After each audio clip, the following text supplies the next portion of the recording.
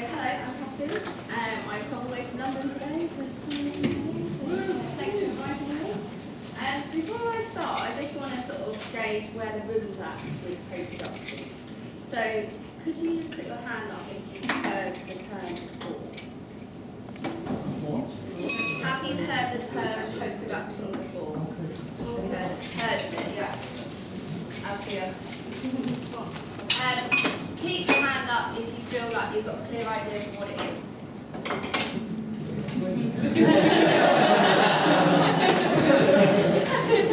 Keep your hand up if invited. Would you be comfortable standing up and telling the room? No, so got one start. I'm not going to ask you. I'm just curious. Okay. So, yeah, I'm from here to we are an online volunteer process commissioned by Islington Council. And what we're doing is trying to connect local people to local projects in fun and flexible ways. So basically turning volunteering on its head, making it accessible and fun and easy for people. I'm not going to talk too much about that today.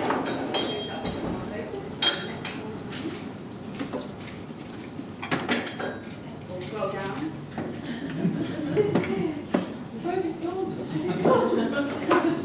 Technical pitch.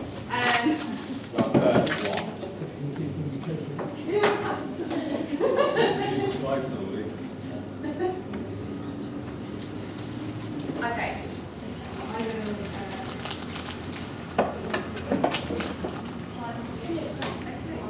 I'm a sprinkler because I have a printout. So, on the right, people, power, change, and co-production. I don't know about you, I hear a lot of phrases and jargon thrown around, like co-production, co-design, asset-based community development, community action. I'm sure you can see through some of them that you know. What do these phrases actually mean? Or when people use them, are they actually sure about what they mean?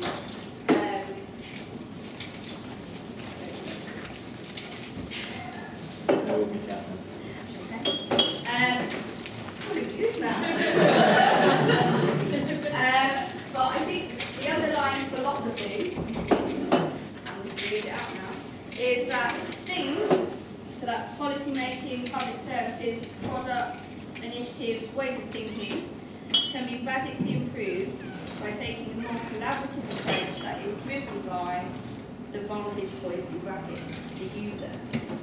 So I think that's the sort of thing that's common to lots of people, how to change ideas. But what about co-production? What does that actually mean? And I'm going to spend the first half of my presentation thinking about that. So what is it and how did we get there? To explain it,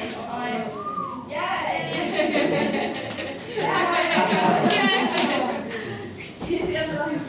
That I just read out. So you can now. Swoosh. Yes. Co-production, what is it? How do we get there? And to unpack the term, I'm going to take you on a brief history of design thinking. So, next time. We're going to start back in the day. Henry Ford. You can have any colour you like as long as it's black. This is something called supply-centered design.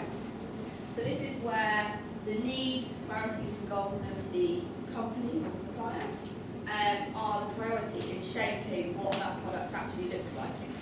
And until fairly recently, this is how people made things, whether that's products or services.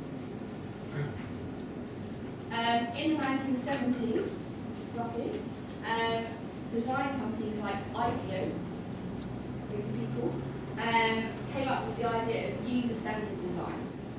So this is sort of a bit of a response to supply-centered design.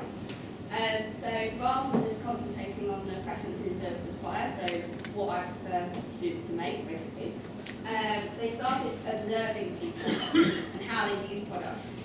And apparently the IPO went to supermarkets, watched people going shopping, and found that they found it difficult to shop with their kids. So then they designed a trolley with a child seat in front.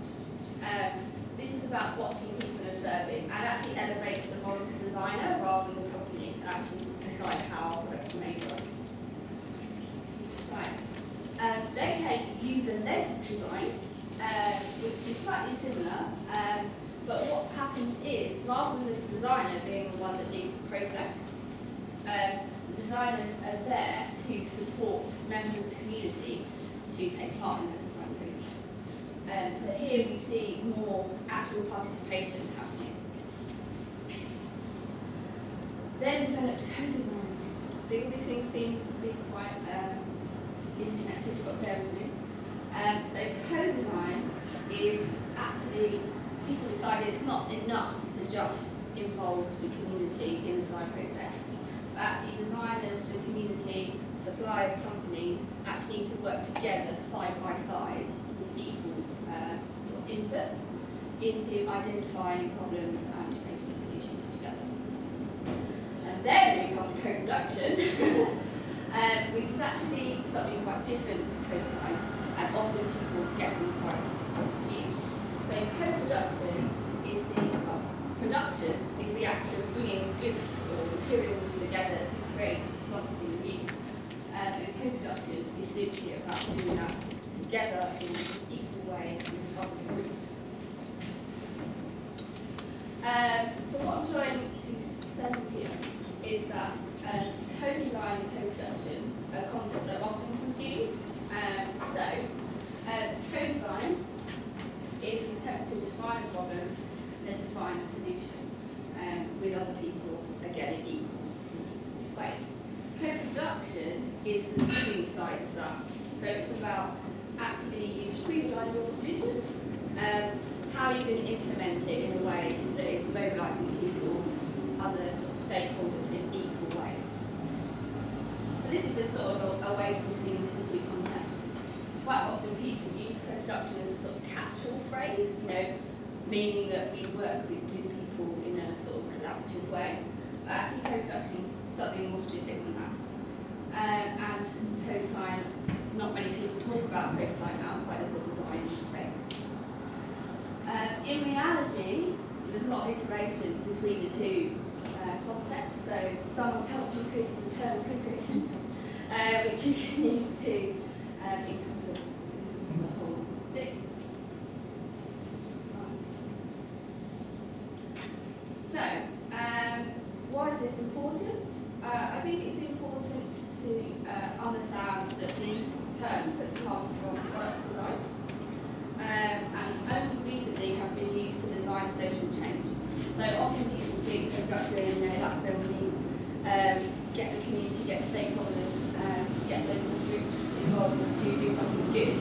But actually, co-creation, co-design and co-production are methodologies that you can apply to all different types of spaces, whether that's film or TV, as someone said earlier. You could technically co-design or co-produce anything. It's just the act of working with others. But quite clearly, because social change requires people, requires resources to come together in new ways, these terms have come into a wider definition within the sector. So I could do this without a definition. So here's the New Economics Foundation's definition. I'm not going to read it out, but I'm sure these slides will be circulated later. I just wanted to highlight a couple of words and phrases within this that distinguish co-production from just collaboration. So the idea of equality and reciprocal relationships between professionals, people using services, their families and their neighbours. So it's not, co-production is not, I've got an idea, I'm going to go and talk to some people and see if they're going to object to me doing it. So co-production is about going into something with a relatively open mind. You might have a particular idea of what the solution is because you might have co-designed it before. But co-production is about thinking how you're going to achieve that vision, how can you leverage the resources in the community to make it happen. Again, the word assets, so this is like tapping into asset-based community development. So co-production is a very positive concept. It's looking at people with their skills and experience. They're not problems. So this shift from people being easily to co-producers, so they've got like an active role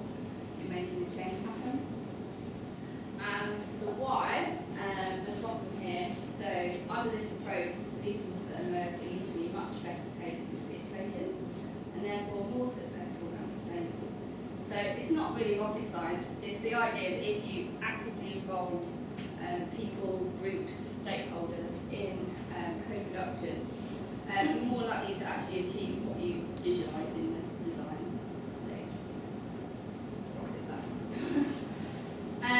So yeah, why definitions matter. So I sort of started the presentation and illustrated by putting our hands up. A lot of these phrases just sort of thrown around. And I think it's quite helpful to actually understand what we mean. Because if you don't understand what we mean, we can't figure out if we're doing it or not. Many of you in the room are probably already doing elements of co-design and co-production. So it's about being conscious about, how far you're going on that and where can you actually push the boundaries a bit more. So second half of the presentation, I'm just going to talk about how we use co-design and co-production through here. At this point, if you've got a smartphone, iPad, I'd love to encourage you to check out the Horsham website. It's in.org. Feel free to have a browse on that one. So why did we do co-creation? So the voluntary sector is intended to be traditional. A lot of people can't access volunteering because the commitment levels too high. They work with their team. These are fairly sort of entrenched problems within the voluntary sector more widely. How does the voluntary sector innovate to continue to be relevant to people's fast-moving lives? So we thought co-creation, if we actually involve people throughout the ways of developing theatre, that maybe we could take a sort of big leap forward in terms of solving some of these old problems. We were lucky enough to have some local organisations who've done a survey of volunteering in Horsham, and particular barriers were around volunteers receiving that they don't have as much of a say when it comes to deciding what happens with an organisation, and also recognition of what their role is compared to paid members of staff. They often felt that they were sort of below, despite doing sort of very frontline work. So by embracing co-creation, co-creation that barrier. And we wanted to build a movement, so you can't build a movement without people.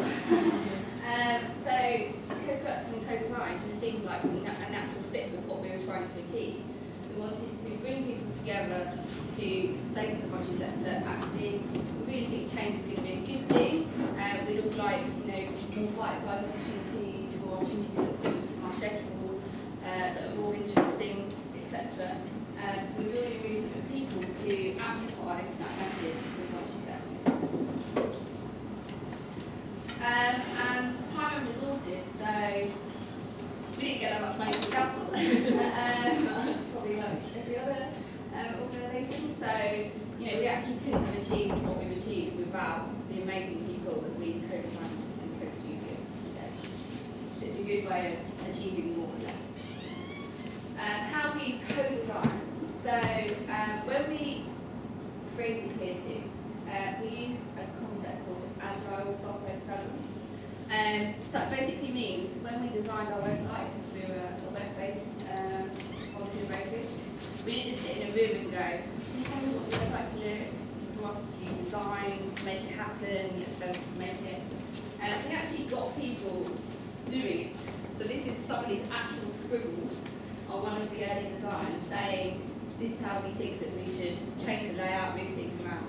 So, we thought, rather than sitting fairly close off from the community, let's actually ask the community what they want this service to look like. And agile software development is really useful because you develop technology using user stories which prioritise the needs of the user over the sort of convenience of the person who's going to use it. We did our own discovery research, so like one of the focus groups that we did. There was kind of more detailed discussion around what are the problems, what could the solution be. So a key element of design is identifying and creating solutions to problems, and that's what makes it different to production. We went out to the community, so we didn't just speak to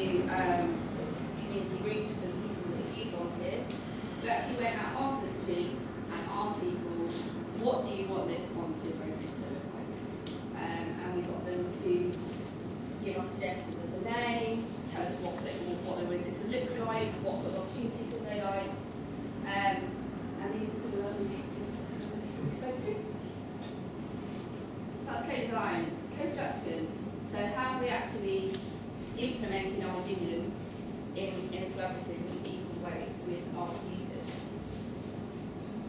So here too, we don't use the word volunteering.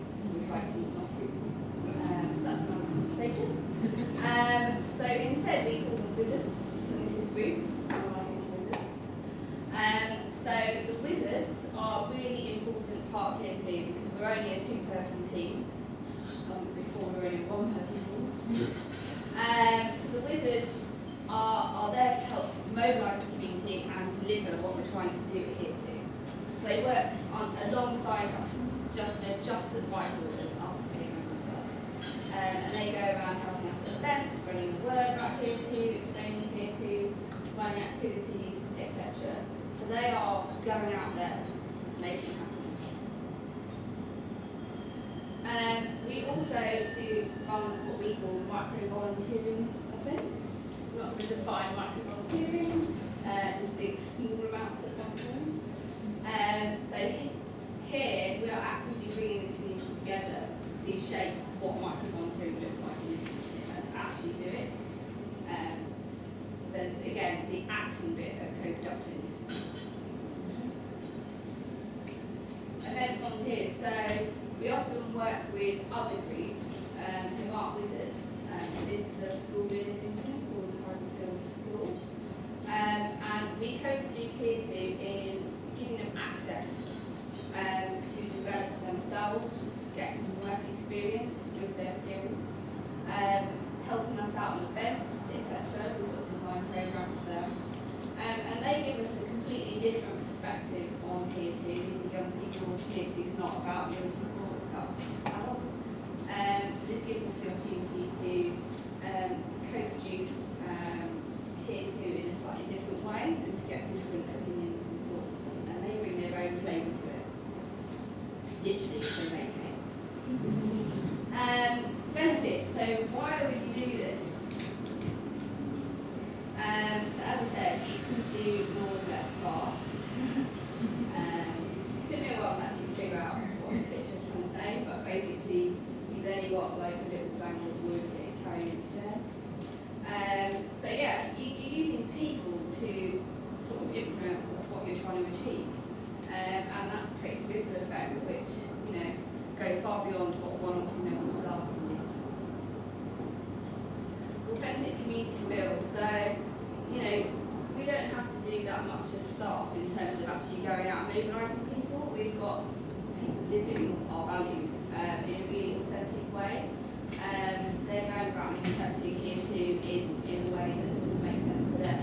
And that means that people see us and respect us as an organisation that is genuinely travelling in the values of the group. Rapid prototyping. So an important part of design is to continue to iterate what your product is over time.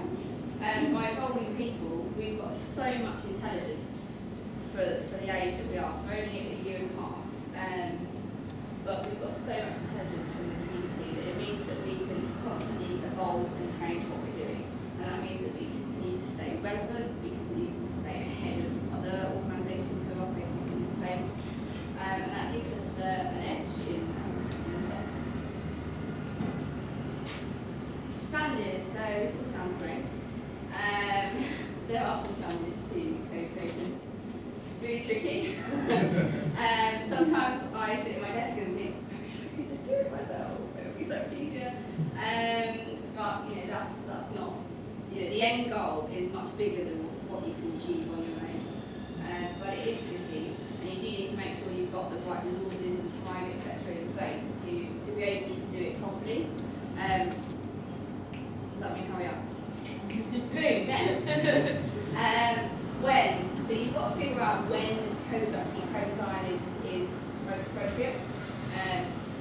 You could just decide to do everything like that, but I think sometimes it might be counterproductive to other things you've got going on. For example, if you've only got £10 to spend on your new initiative, that's not going to cover the cost of actually bringing the community together to co-produce. It's intensive, so yeah, don't expect to be doing much else while you're co-designing or co-producing if you're a small team.